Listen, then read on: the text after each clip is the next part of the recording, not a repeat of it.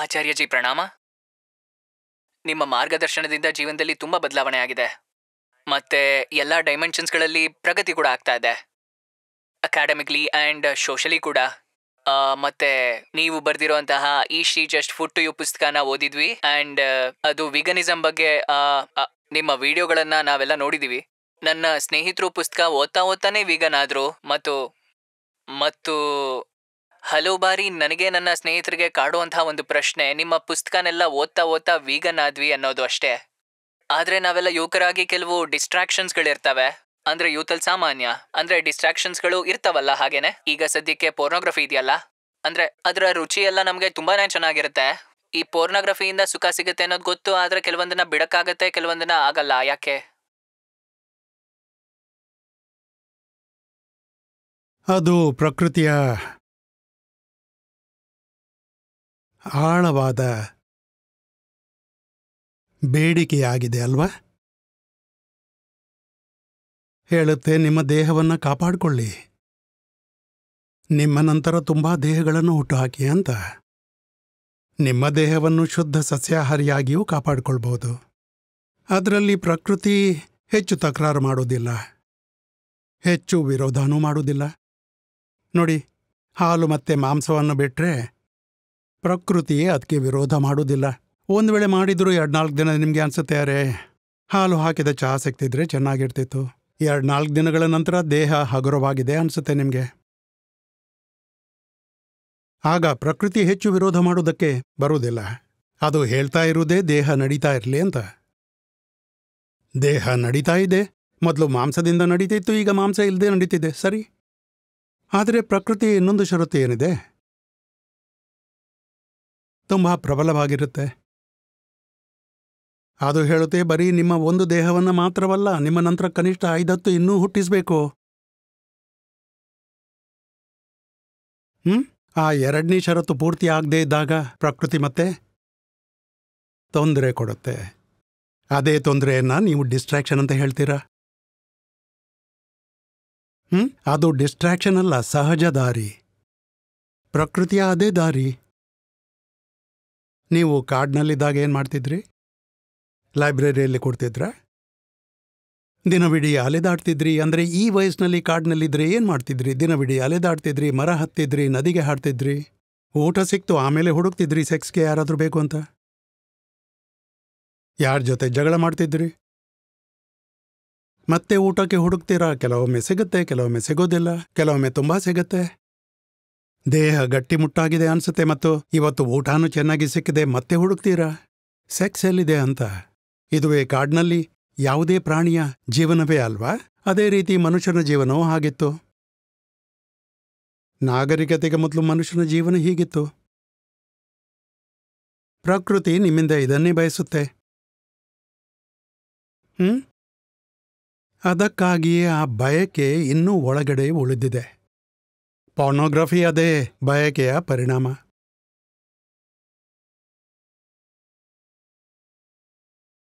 ಹೊರನೋಟಕ್ಕೆ ನಮ್ಮ ಸಂಸ್ಕಾರಗಳು ಬದಲಾಗಿವೆ, ಆದರೂ ಕಾಡಿನಲ್ಲೇ ಇದ್ದೀವಿ ನಾವು. ಯಾಕೆಂದರೆ ಒಂದು ವೇಳೆ ನೀವು ವಿಕಾಸದ ದೃಷ್ಟಿಯಿಂದ ನೋಡಿದರೆ, ಇವಲ್ಯೂಷನರಿ ಟೈಮ್ ಸ್ಕೇಲ್ನಲ್ಲಿ ನೋಡಿದರೆ, ನಾವು ನಿನ್ನೆ ಮೊನ್ನೆವರೆಗೆ ಕಾಡಿನಲ್ಲೇ ಇದ್ವಿ. ಮನುಷ್ಯ ಕೃಷಿ ಮಾಡೋಕ್ಕೆ ಶುರು ಮಾಡಿದ್ದು 10,000 ವರ್ಷಗಳ ಹಿಂದೆ. ಮನುಷ್ಯನು ವ್ಯವಸ್ಥಿತವಾಗಿ ಯೋಚನೆ ಮತ್ತು ಚಿಂತನೆ ಶುರು ಮಾಡಿದ್ದು 5-6 ಸಾವಿರ ವರ್ಷಗಳ ಹಿಂದೆ. ಹಾಗಾಗಿ ನಾವು ಹೊಸಬ್ರು ಈ ವ್ಯವಸ್ಥೆ ಮತ್ತು ಸಭ್ಯತೆಯಲ್ಲಿ, ತುಂಬ ಹೊಸಬ್ರು. ಆದರೆ ಕಾಡಿನಲ್ಲಿ ನಾವು ಲಕ್ಷಾಂತರ ವರ್ಷಗಳಿಂದ ಇದ್ದೀವಿ. ಅರ್ಥ ಆಗ್ತಿದೆಯಾ ನಿಮಗೆ? ನಾವು ಲಕ್ಷಾಂತರ ವರ್ಷ ಕಾಡಿನಲ್ಲಿದ್ದೀವಿ. ಕಾಡಿನಿಂದ ಹೊರಗೆ ಬಂದದ್ದು ಬರೀ ತೀರಾ ಇತ್ತೀಚೆಗೆ. ಹಾಗಾಗಿ ನಮ್ಮೊಳಗಿನ ಜೈವಿಕ ಸಂಸ್ಕಾರಗಳು ಈಗಲೂ ಯಾರ್ದು? ಕಾಡಿನವೇ. ಈ ಕಾಡು ನಮಗೆ 2 ವಿಷಯಗಳಿಗೆ ತಯಾರು ಮಾಡಿದೆ. ಮೊದಲನೇದ್ದು, ನಿಮ್ಮ ದೇಹವನ್ನು ಕಾಪಾಡಿಕೊಳ್ಳಿ. 2ನೇದ್ದು, ಎಲ್ಲೆಡೆ ಅಪಾಯ ಇದೆ, ದೇಹ ನಾಶವಾಗುತ್ತೆ, ಅದಕ್ಕೂ ಮುಂಚೆ ಸಂತಾನ ಪಡೆಯೋದು ಸಾಧ್ಯವಾದಷ್ಟು. ಅದು ಕೂಡ ಬೇರೆ ಬೇರೆ ಮಹಿಳೆಯರ ಜೊತೆ ನಿಮ್ಮಿಂದ ಎಷ್ಟಾಗುತ್ತೆ ಅಷ್ಟು. ಯಾಕಂದರೆ ಗೊತ್ತಿರಲ್ಲ ಯಾವ ಮಹಿಳೆ ಯಾವ ಥರದ ಸಂತಾನ ಹುಟ್ಟಿಸ್ತಾಳೆ. ಹಾಗಾಗಿ ನೀವು ನಿಮ್ಮ ರಿಸ್ಕ್ ಡೈವರ್ಸಿಫೈ ಮಾಡಿ. ಸ್ಟಾಕ್ ಮಾರ್ಕೆಟ್ನಲ್ಲಿ ಆಗೋ ಹಾಗೆ ಸ್ವಲ್ಪ ಹಣ ಒಂದು ಕಡೆ ಸ್ವಲ್ಪ ಹಣ ಇನ್ನೊಂದು ಕಡೆ ಹಾಕ್ತೀರಾ. ಎಲ್ಲ ದುಡ್ಡನ್ನು ಒಂದೇ ಶೇರ್ನಲ್ಲಿ ನೀವು ಹಾಕೋದಿಲ್ಲ, ಡೈವರ್ಸಿಫೈಡ್ ಪೋರ್ಟ್ಫೋಲಿಯೋ ಇಟ್ಕೊಳ್ತೀರಲ್ಲ. ಹಾಗೆ ಪ್ರಕೃತಿಗೆ ಕೂಡ ಬೇಕು. ನೀವು ನಿಮ್ಮ ವೀರ್ಯದ ಡೈವರ್ಸಿಫೈಡ್ ಪೋರ್ಟ್ಫೋಲಿಯೋ ಇರಬೇಕಂತ. ಸ್ವಲ್ಪ ಇಲ್ಲಿ ಕೊಟ್ರಿ, ಸ್ವಲ್ಪ ಅಲ್ಲಿ ಕೊಟ್ರಿ, ಸ್ವಲ್ಪ ಇಲ್ಲಿ ಕೊಟ್ರಿ, ಎಲ್ಲಿ ರಿಟರ್ನ್ ಚೆನ್ನಾಗಿ ಬರುತ್ತೆ ಅಂತ ಗೊತ್ತಿರಲ್ಲ. ಇದೆಲ್ಲ ಹಳೆಯ ವ್ಯವಸ್ಥೆ ಇನ್ನೂ ನಮ್ಮಲ್ಲಿದೆ. ಮತ್ತೆ ಅದು ನಮ್ಮ ಶರೀರದಲ್ಲಿದೆ, ಬದಲಾಯಿಸೋಕೆ ಸಮಯ ಬೇಕಾಗತ್ತೆ. ನಮ್ಮನ್ನು ನಾವು ಕಾಪಾಡಿಕೊಳ್ಬೇಕು. ಅದರಿಂದಾಗಿ ಬೇರೆ ಬೇರೆ ಕಾಯಿಲೆಗಳು ಬರುತ್ತವೆ. ನೀವು ಕಾಡಿನಲ್ಲಿದ್ದಾಗ ನಿಮಗೆ ಇದು ಅಗತ್ಯವಾಗಿತ್ತು. ನೀವು ಸಿಕ್ಕಿದ್ದನ್ನು ಬೇಗ ತಿಂತಾ ಇದ್ರಿ, ನಾಳೆ ಏನಾಗುತ್ತೆ ಅಂತ ಗೊತ್ತಿಲ್ಲ ನಿಮಗೆ. ಕೃಷಿ ಮಾಡ್ತಾ ಇರಲಿಲ್ಲ, ಆಹಾರದ ಮೇಲೆ ನಿಮ್ಮ ಕಂಟ್ರೋಲೇ ಇದ್ದಿಲ್ಲ. ಬೆಳೆಯ ಮೇಲೆ, ಆಹಾರದ ಮೇಲೆ ನಿಮ್ಮ ನಿಯಂತ್ರಣ ಇರಲಿಲ್ಲ. ಕೆಲವೊಮ್ಮೆ ಊಟ ಸಿಗ್ತಾ ಇತ್ತು, ಕೆಲವೊಮ್ಮೆ ಇಲ್ಲ. ಸಿಕ್ಕಿದಾಗ ನೀವು ಏನು ಮಾಡಬೇಕು?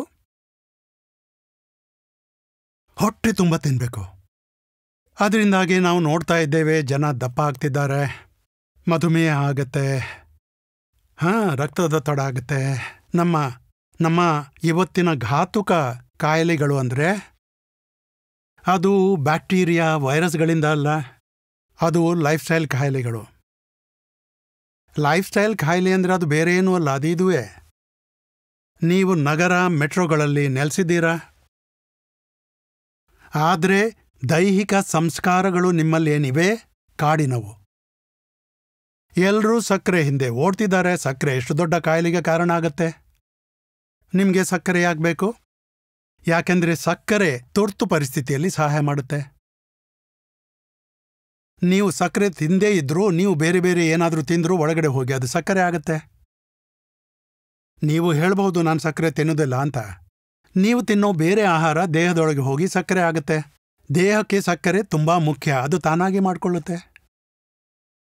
ಈಗ ಸಕ್ಕರೆ ಸಿಗೋಕ್ ಶುರುವಾದಾಗ ಹಳೆಯ ಸಂಸ್ಕಾರಗಳು ಏನು ಹೇಳಿದ್ವು? ಎಷ್ಟು ಸಕ್ಕರೆ ಬೇಕೋ ಅಷ್ಟು ತಿನ್ನಿ. ನಾವು ದಿನಾಲೂ ಸಕ್ಕರೆನೇ ತಿಂತಾ ಇದ್ದೀವಿ. ಈ ಹಿಂದೆ ಸಕ್ಕರೆಯ ಕೃಷಿ ಅಷ್ಟು ಆಗ್ತಾ ಇರಲಿಲ್ಲ. ಕಬ್ಬಿನ ಕಳೆದ 100 ವರ್ಷಗಳಲ್ಲಿ ಕಬ್ಬಿನ ಉತ್ಪಾದನೆ ತುಂಬ ಜಾಸ್ತಿ ಆಯಿತು. ಹಾಗಾಗಿ ಕಳೆದ 100 ವರ್ಷಗಳಲ್ಲಿ ಸಕ್ಕರೆಗೆ ಸಂಬಂಧಿತ ಲೈಫ್ ಸ್ಟೈಲ್ ಕಾಯಿಲೆಗಳು ಅವು ತುಂಬ ಜಾಸ್ತಿ ಆಯಿತು. ಎಕ್ಸೆಸಿವ್ ಶುಗರ್ ಕನ್ಸಂಪ್ಷನ್ ಏನಿದೆ ಮತ್ತು ಪೋರ್ನೋಗ್ರಫಿ ಕನ್ಸಂಪ್ಷನ್ ಏನಿದೆ, ಇವೆರಡೂ ಒಂದೇ ಕಡೆಯಿಂದ ಬರ್ತಾ ಇದೆ. ಎಲ್ಲಿಂದ? ಕಾಡಿಂದ. ನಮ್ಮ ಕಾಡಿನ ಹಿಂದಿನ ಕಾಲ ನಮಗೆ ಒತ್ತಾಯ ಮಾಡುತ್ತೆ ತುಪ್ಪ ಮತ್ತು ಸಕ್ಕರೆ ಹಾಗೂ ಕಾರ್ಬೋಹೈಡ್ರೇಟ್ಸ್ ತುಂಬ ತಿನ್ನೋಕೆ. ಫ್ಯಾಟ್, ಶುಗರ್, ಕಾರ್ಬ್ಸ್ ಇದು ನಮ್ಮೆಲ್ಲರಿಗೆ ಒತ್ತಾಯ ಮಾಡುತ್ತೆ. ಅದನ್ನು ನೋಡಿದರೆ ಬಾಯಲ್ಲಿ ನೀರು ಬರುತ್ತೆ. ಆ ನೀರು ಯಾಕೆ ಬರುತ್ತೆ?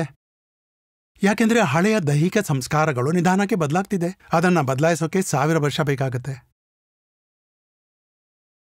ಮತ್ತೆ ಹಳೆಯ ಶಾರೀರಿಕ ಸಂಸ್ಕಾರ ಇದೂ ಇದೆ. ನಿಮ್ಗೆ ಗೊತ್ತಲ್ಲ, ಈಗ ಭಾರತ ಸ್ವತಂತ್ರ ಆದಾಗ ಭಾರತೀಯರ ಸರಾಸರಿ ವಯಸ್ಸು ಎಷ್ಟಿತ್ತು? 25 ವರ್ಷ. ತಟ್ಟನೆ ಸಾಯ್ತಿದ್ರು.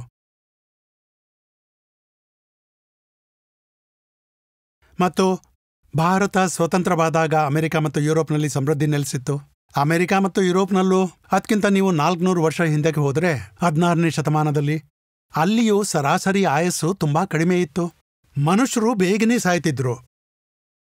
ಕಾಡ್ನಲ್ಲಿ ನಿಮ್ಮ ಸರಾಸರಿ ಆಯಸ್ಸು ತುಂಬಾ ಕಡಿಮೆ ಇರ್ತಿತ್ತು. ಮಾತ್ರವಲ್ಲ, ಮತ್ತೆ ಚೈಲ್ಡ್ ಮೊರ್ಟಾಲಿಟಿ ರೇಟ್ ಏನಿತ್ತು ಅದೂ ತುಂಬಾ ಹೆಚ್ಚಿತ್ತು. ಕಾಡ್ನಲ್ಲಿ ಒಂದು ಮಗು ಹುಟ್ಟಿದ್ರೆ ಎಷ್ಟು ದಿನ ಬದುಕ್ತಿತ್ತು? ಎಷ್ಟು ದಿನ ಬದುಕುತ್ತೆ? ಹೇಗೆ ಬದುಕುತ್ತೆ? ತಿನ್ನಕ್ಕೆ ಏನಿಲ್ಲ, ಕುಡಿಯಲು ಏನಿಲ್ಲ, ವ್ಯಾಕ್ಸಿನ್ ಇಲ್ಲ, ಔಷಧಿ ಇಲ್ಲ, ಅನುಕೂಲವಾದ ವಾತಾವರಣ ಇಲ್ಲ. ತಾಯಿಗೂ ತನ್ನ ಮೇಲೇನೆ ನಂಬಿಕೆ ಇರ್ತಿರ್ಲಿಲ್ಲ. ಎಲ್ಲಿಂದ್ರೂ ಆಹಾರ ಸಿಗುತ್ತದೆ, ಕಾಡು ಪ್ರಾಣಿ ದಾಳಿ ಮಾಡುತ್ತೆ, ಏನೋ ಆಗ್ತಿತ್ತು. ಮಗು ಎಷ್ಟು ದಿನ ಬದುಕುತ್ತೆ? ಆದ್ದರಿಂದ ಕಾಡಿನಲ್ಲಿ ಅಗತ್ಯವಾಗಿತ್ತು ಪ್ರತಿ ಸ್ತ್ರೀ ಸತತವಾಗಿ ಗರ್ಭಿಣಿ ಆಗಿರ್ಬೇಕಿತ್ತು. ಕನಿಷ್ಠ 10-15 ಮಕ್ಕಳ ತಾಯಿ ಆಗಬೇಕು. 10-15ರಲ್ಲಿ 1-2 ಬದುಕ್ತಿದ್ವು. ಕಾಡು ಹಿಂದಕ್ಕೆ ಉಳಿದಿದೆ, ಆದರೆ ಆ ವಿಷಯ ಹೆಂಗಸರ ದೇಹದೊಳಗೆ ನೆಲೆಸಿದೆ. ನನಗೆ 15 ಮಕ್ಕಳು ಬೇಕು ಅಂತ. ಅದೇ ವಿಷಯವನ್ನು ನೀವು ಇವತ್ತು ಹೇಳ್ತಾ ಇದ್ದೀರಾ, ಫೆಮಿನಿನ್ ನೇಚರ್ ಅಂತ. ಹೆಚ್ಚಿನ ಫೆಮಿನಿನ್ ನೇಚರ್ ಏನಿದೆ ಅದು ಬೇರೆ ಏನೂ ಅಲ್ಲ. ಕಾಡಿನಿಂದ ನಾವು ಏನು ಪಡೆದಿದ್ದೇವೆ ಶಾರೀರಿಕ ಸಂಸ್ಕಾರ, ದ ಅರ್ಜ್ ಟುವರ್ಡ್ಸ್ ಮದರ್ಹುಡ್, ಬೇರೇನೂ ಅಲ್ಲ.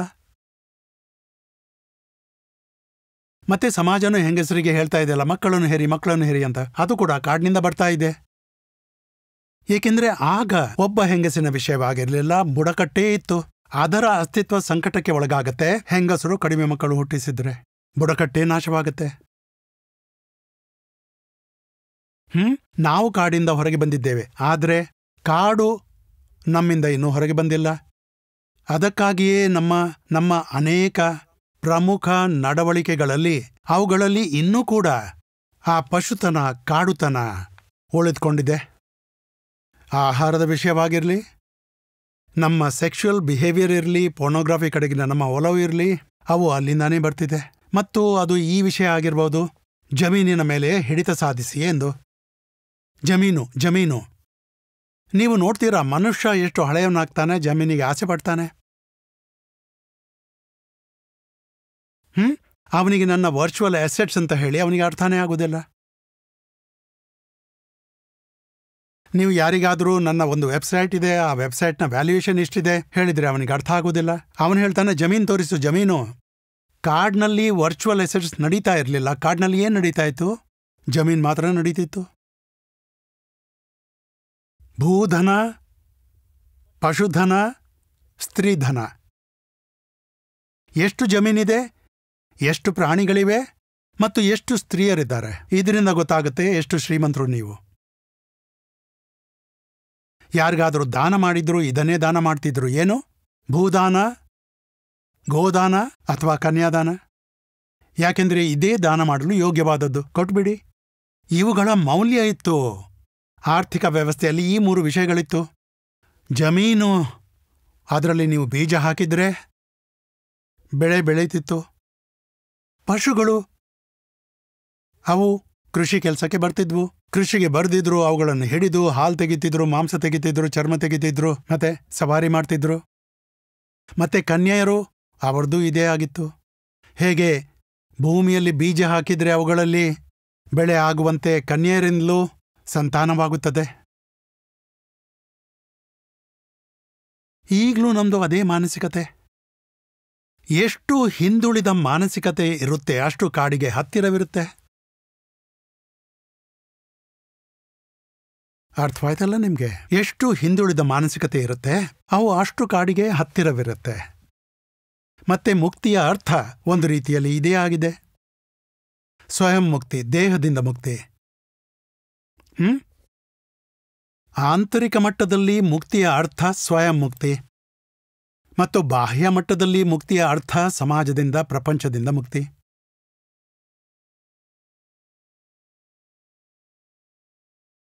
ಮುಂದಿನ ಬಾರಿ ಇವೆಲ್ಲ ವಿಷಯಗಳನ್ನು ಕಂಡಾಗ ಕನ್ನಡಿಯ ಕಡೆ ನೋಡಿ ಹೇಳಿ, ನಾನು ಗೊರಿಲ್ಲಾನೇ ಆಗಿದ್ದೀನಿ. Nothing but the primitive urge to reproduce. ಅದೇ ಆಗುತ್ತದೆ ಪೋರ್ನೋಗ್ರಫಿ. ಆಮೇಲೆ ನೋಡ್ಬೇಕೆನಿಸಿದ್ರೆ ನೋಡ್ಕೊಳ್ಳಿ. ಇದು ಯಾವುದೇ ನೈತಿಕ ಜವಾಬ್ದಾರಿಯಲ್ಲ ನೀವು ನಿಲ್ಲಿಸಬೇಕು ಅಂತ. ಏನು ಮಾಡಬೇಕೋ ಮಾಡಿ, ಏನು ಮಾಡ್ತಿದ್ದೀರಿ ಅಂತ ತಿಳ್ಕೊಂಡು ಮಾಡಿ. ಮತ್ತು ತಿಳ್ಕೊಂಡು ಮಾಡ್ತಿದ್ರೆ ಏನೇ ತಪ್ಪು ಮಾಡುವುದು ಕಷ್ಟವಾಗುತ್ತದೆ.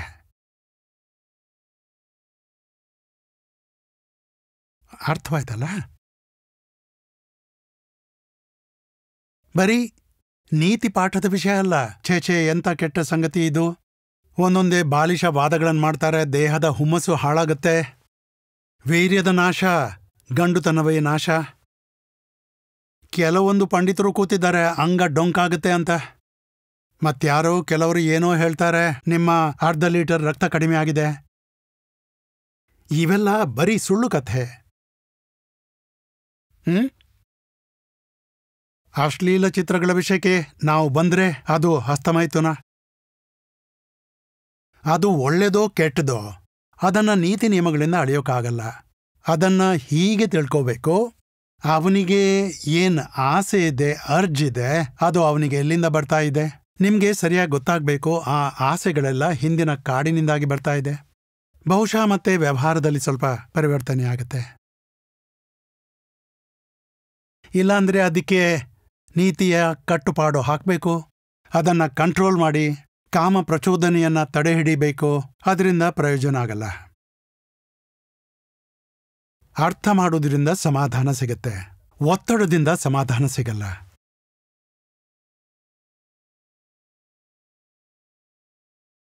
ತಿಳ್ಕೊಳ್ಳಿ, ಏನ್ ನಡೀತಾ ಇದೆ ತಿಳ್ಕೊಳ್ಳಿ.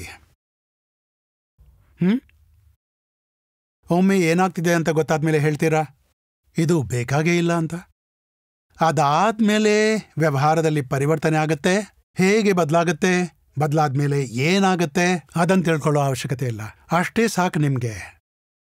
ನಮ್ಗೆ ಅರಿವಿರ್ಬೇಕು, ಆಮೇಲೆ ಏನಾಗುತ್ತೋ ಸಹಜವಾಗಿ ಆಗುತ್ತೆ.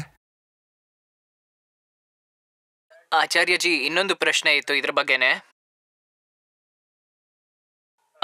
ಲೈಕ್ ಅಂದ್ರೆ ನಾನು ಅಂದ್ರೆ ನನ್ನ ಫ್ರೆಂಡ್ಸು ನನ್ನ ಕೇಳಿದಾಗ ಅವ್ರಿಗೆ ಹೀಗೆ ಹೇಳ್ತೀನಿ, ಥಾಟ್ಸು ಈ ಥರ ಬಂದಾಗ ನೀವು ಆ ಥಾಟ್ಸ್ಗಳನ್ನ ಅಬ್ಸರ್ವ್ ಮಾಡಿ ಮತ್ತು ಅವುಗಳನ್ನ ಗಮನಿಸಿ.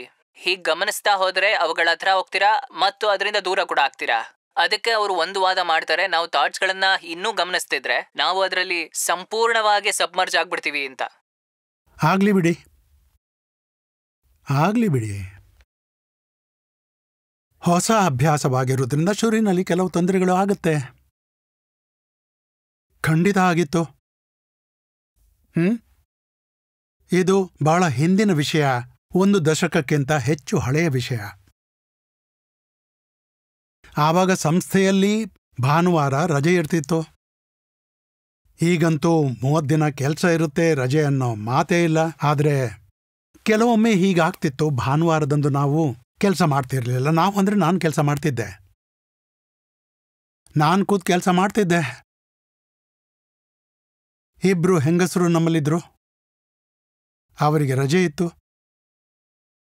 ಅವರು ಮಧ್ಯಾಹ್ನ ಬಂದ್ಬಿಟ್ಟು ಸ್ವಲ್ಪ ಸಿಟ್ಟಾಗಿ, ನೀವು ರಜೆ ಕೊಟ್ಟಿದ್ದೀರಾ, ಆದರೆ ರಜೆಯಲ್ಲಿ ಏನು ಕೆಲಸ ಮಾಡಬೇಕು, ನಾವು 6 ದಿನ ಏನು ಕೆಲಸ ಮಾಡಬೇಕು, ಏನು ಮಾಡಬಾರ್ದು ಅವೆಲ್ಲವೋ ನಿಮ್ಮನ್ನು ಗಮನದಲ್ಲಿಟ್ಕೊಂಡೇ ಮಾಡ್ತಿದ್ದೆವು. ಈಗ ಈ ಭಾನುವಾರ ಕಷ್ಟ ಆಗ್ತಿದೆ, ಖಾಲಿ ಬಿಟ್ಟಿದ್ದೀರಾ, ಮಾಡೋಕೆ ಏನೂ ಇಲ್ಲ. ನೀವು ನಮಗೆ ಹೇಳಿದ್ದೀರಾ ಜೀವನದಲ್ಲಿ ಸದಾ ಒಳ್ಳೆ ಉದ್ದೇಶಕ್ಕೆ ಕೆಲಸ ಮಾಡಬೇಕು ಅಂತ. ಭಾನುವಾರ ಜೀವನದಿಂದ ಹೊರಗಿದೆಯಾ? ಭಾನುವಾರನೂ ಏನಾದರೂ ಕೆಲಸ ಕೊಡಿ ನೀವು. ನನ್ಗಾಯ್ತು ಇದು ವಿಚಿತ್ರ. ಜನ ರಜಾ ಕೇಳೋಕೆ ಬರ್ತಾರೆ, ಇವರಿಗೆ ರಜೆ ಸಿಕ್ಕಿದೆ, ಬಂದು ನಮಗೆ ಹೇಳ್ತಾರೆ ರಜೆ ಬೇಡ ಕೆಲಸ ಕೊಡಿ ಅಂತ. ಅವರಿಗೆ ನಾನು ಕೆಲಸ ಕೊಟ್ಟೆ, ಸ್ವಲ್ಪ ಮನೋರಂಜನೆಯ. ನಾನು ಹೇಳಿದೆ ಮಾಲ್ಗೆ ಹೋಗಿ ಅಲ್ಲಿ ನೀವು 2-3 ಗಂಟೆ ಅಬ್ಸರ್ವೇಷನ್ ಮಾಡಿ, ಮತ್ತೆ ನೋಡಿ ಅಲ್ಲಿ ಏನು ಯಾವ ವೃತ್ತಿಗಳು ಕಾಣಿಸ್ತಿವೆ ಅಂತ. ಅಲ್ಲಿದ್ದ ಜನರ ಏನು ವ್ಯವಹಾರ ಇದೆ, ಕೊಂಡ್ಕೊಳ್ಳುವಾಗ ಊಟ ಮಾಡುವಾಗ ಎಲ್ಲವನ್ನೂ ನೋಡ್ಕೊಂಡು ಬನ್ನಿ ಅಂದೆ. ಮಧ್ಯಾಹ್ನ ಹೋಗಿದ್ರು, ವಾಪಸ್ ಹೋದ್ರು, ಸಂಜೆ 7-8 ಗಂಟೆಗೆ ವಾಪಸ್ ಬಂದರು. 3 ಬ್ಯಾಗ್ ಇಲ್ಲಿ ಹೊತ್ಕೊಂಡಿದ್ರು, ಖರೀದಿ ಮಾಡಿದ್ರು. ಈ ಕಡೆ 3 ಇತ್ತು 2 ಕೈಯಲ್ಲಿ. ನನ್ನ ಕ್ಯಾಬಿನ್ಗೆ ಬಂದು ಹೇಳಿದ್ರು ನಾವಿದನ್ನು ಕೊಂಡ್ಕೊಂಡಿದ್ದೇವೆ. ನಾನಂದೇ ಇದೇನು ಮಾಡಿದ್ರಿ? ಏನಿಲ್ಲ, ಜನರನ್ನು ನಾವು ಅಬ್ಸರ್ವ್ ಮಾಡ್ತಾ ಇದ್ದೆವು, ನಮಗೂ ಶಾಪಿಂಗ್ ಮಾಡ್ಬೇಕನ್ನಿಸ್ತು. ಶಾಪಿಂಗ್, ಎಲ್ಲರೂ ಶಾಪಿಂಗ್ ಮಾಡ್ತಾ ಇದ್ರು, ನಾವೇನು ಅಬ್ಸರ್ವ್ ಮಾಡೋದು? ನಾವು ಶಾಪಿಂಗ್ ಮಾಡಿಬಿಟ್ಟೆವು. ಹೀಗಾಗತ್ತೆ. ಅದಕ್ಕಾಗಿ ಅವಲೋಕನದಲ್ಲಿ ಗಮನ ಇಟ್ಕೋಬೇಕಾಗತ್ತೆ. ನೋಡೋಕೆ ಹೋಗಿದ್ದೀರಾ, ಭೋಗ್ಸೋಕೆ ಅಲ್ಲ. ನೋಡ್ತಾ ಇರೋ ವಸ್ತು ಏನಿದೆ, ಭೋಗ ಸುಲಭವಾದ ವಿಷಯ ಆಗ್ಬಹುದು. ನಿಮ್ಮೇಲೆ ನಿಯಂತ್ರಣ ಇಟ್ಕೋಬೇಕು. ಅಂದ್ರೆ ಏನ್ ಮಾಡ್ತಾ ಇದ್ದೀರಾ? ನೋಡ್ಬೇಕು, ಭೋಗಿಸೋದಲ್ಲ. ಆರಂಭದಲ್ಲಿ ಆಗುತ್ತೆ, ಆಗ್ಲಿ ಬಿಡಿ. 1-2 ಸಲ ಆದ್ರೆ ಗೊತ್ತಾಗತ್ತೆ ಇಂಥ ತಪ್ಪುಗಳು ಆಗುವ ಸಾಧ್ಯತೆ ಇದೆ, ಮುಂದೆ ಅದು ಕಡಿಮೆ ಆಗುತ್ತೆ.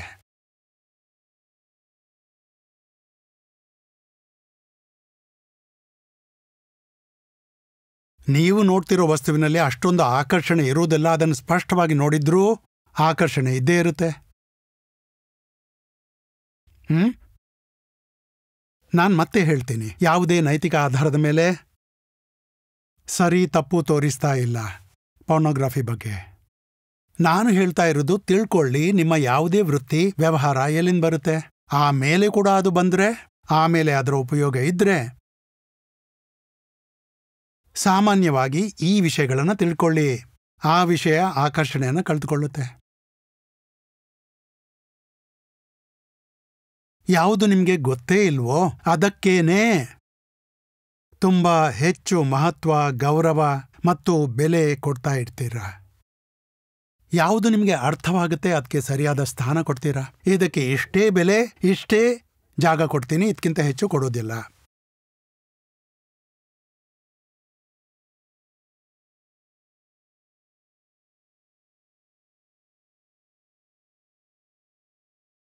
ಒಳ್ಳೆ ವಿಷಯಗಳನ್ನು ಜೀವನದಲ್ಲಿ ತಗೊಂಡು ಬನ್ನಿ.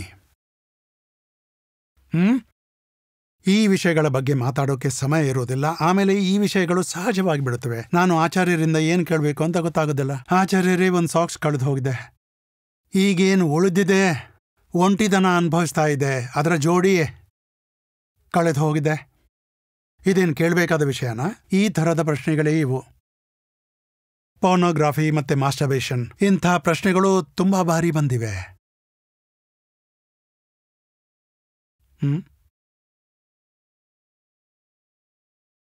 ಈ ವಿಷಯದ ಉತ್ತರ ಸರಿ ಅಥವಾ ತಪ್ಪು ಅಂತ ಅಲ್ಲ. ಈ ವಿಷಯದ ಉತ್ತರ, ಜೀವನವನ್ನು ಇಷ್ಟು ಸಾರ್ಥಕ ಮಾಡ್ಕೊಳ್ಳಿ, ಇಂಥ ವಿಷಯಗಳು ಹಿಂದೆ ಉಳಿಬೇಕು.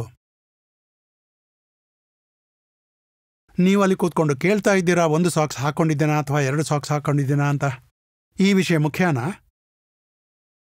ಇಲ್ವಲ್ಲ. ಹಾಗೆ ಇದೂ ಮುಖ್ಯ ವಿಷಯ ಅಲ್ಲ, ನೀವು ನಿನ್ನೆ ಪಾನ್ ನೋಡಿದ್ರಾ ಅಥವಾ ಇಲ್ಲ ಅಂತ. ಆ ವಿಷಯಗಳು ಯಾವಾಗ ಮುಖ್ಯವಾಗುತ್ತೆ ಅಂದರೆ, ಜೀವನ ನಿರರ್ಥಕ ಆದಾಗ. ಜೀವನದಲ್ಲಿ ಸಣ್ಣ ಸಣ್ಣ ಆಸೆಗಳು, ಸ್ವಾರ್ಥ ಮತ್ತು ಅದೇ ಸಾಮಾನ್ಯ ಜೀವನದ ಸಾಮಾನ್ಯ ವಿಷಯಗಳನ್ನು ಬಿಟ್ಟು ಬೇರೆ ದೊಡ್ಡ ಗುರಿ ಇಲ್ಲದೇ ಇದ್ದಾಗ, ಆವಾಗ ಇವೆಲ್ಲವೂ ದೊಡ್ಡದಾಗಿ ಕಾಣಿಸುತ್ತವೆ.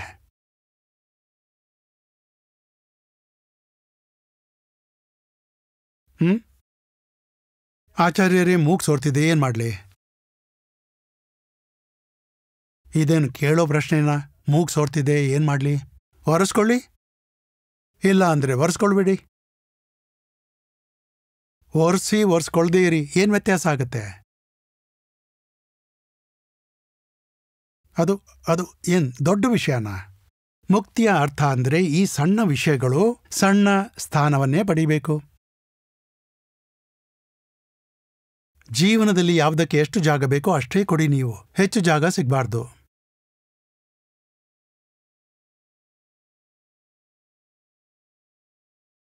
ನಿಮ್ಗೆ ಯಾರಾದರೂ ಆದರ್ಶ ವ್ಯಕ್ತಿ ಸಿಕ್ಕಿದ್ರೆ ಅವ್ರಿಗೆ ಕೇಳ್ತೀರಾ ನೀವು, ಸರ್ ನೀವು ಪಾನ್ ನೋಡ್ತೀರಾ ಇಲ್ಲ ಹೇಳಿ? 10 ಜನಗಳ ಲಿಸ್ಟ್ ಮಾಡಿ, ಯಾರು ನಿಮಗೆ ಆದರ್ಶರು, ಮಹಾಪುರುಷರ ತರಹ ಅಂದ್ಕೊಳ್ಳಿ, ಅವ್ರು ನಿಮಗೆ ಸಿಕ್ಕಿದ್ರು. ಅವರಿಗೆ ನೀವು ಕೇಳ್ತೀರಾ ಪಾನ್ ನೋಡ್ತಿದ್ರಾ ಅಥವಾ ಇಲ್ಲ ಅಂತ? ಈ ಪ್ರಶ್ನೆ ಕೇಳುವುದು ಬಾಲಿಶತನವಾಗಿದೆ. ತುಂಬಾ ಸಣ್ಣ ಪ್ರಶ್ನೆ ಇದು. ಅವರ ಜೀವನದಲ್ಲಿ ತುಂಬಾ ದೊಡ್ಡ ಮತ್ತು ಮುಖ್ಯವಾದದ್ದು ಬೇರೆ ಇದೆ. ನೀವು ಅವರಿಗೆ ಆ ಬೇರೆ ವಿಷಯ ಬಗ್ಗೆ ಕೇಳ್ತೀರಲ್ಲ, ಪಾನ್ ಕೇಳೋಕೆ ಹೋಗ್ತೀರಾ?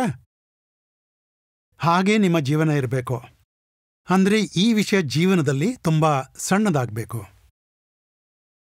ಜೀವನ ಸಣ್ಣ ಆದಾಗ ಸಣ್ಣ ವಿಷಯಗಳು ದೊಡ್ಡದಾಗ್ಬಿಡ್ತವೆ. ಜೀವನವನ್ನ ಇಷ್ಟು ದೊಡ್ಡದು ಮಾಡ್ಕೊಳ್ಳಿ, ಈ ಥರದ ವಿಷಯಗಳು ಸಣ್ಣದಾಗಬೇಕು. ನೀವು ಯಾವುದೇ ಮಹಾಪುರುಷರ ಮುಂದೆ ನಿಂತ್ಕೊಂಡಿದ್ದೀರಾ, ಅವರಿಗೆ ನೀವು ಪ್ರಶ್ನೆ ಕೇಳ್ತಾ ಇದ್ದೀರಾ ಅಂದ್ರೆ ನೀವು ಪಾನ್ ನೋಡಿದ್ದೀರಾ ಇಲ್ವಾ ಅಂತ. ಏನ್ ವ್ಯತ್ಯಾಸ ಆಗುತ್ತೆ ನೋಡಿದ್ರೆ ಇಲ್ದಿದ್ರೆ?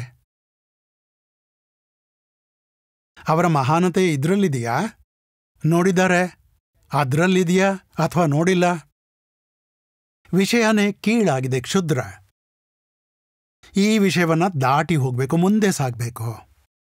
ಜೀವನದಲ್ಲಿ ಇವೆಲ್ಲ ವಿಷಯಗಳು ಸಣ್ಣದಾಗಬೇಕು.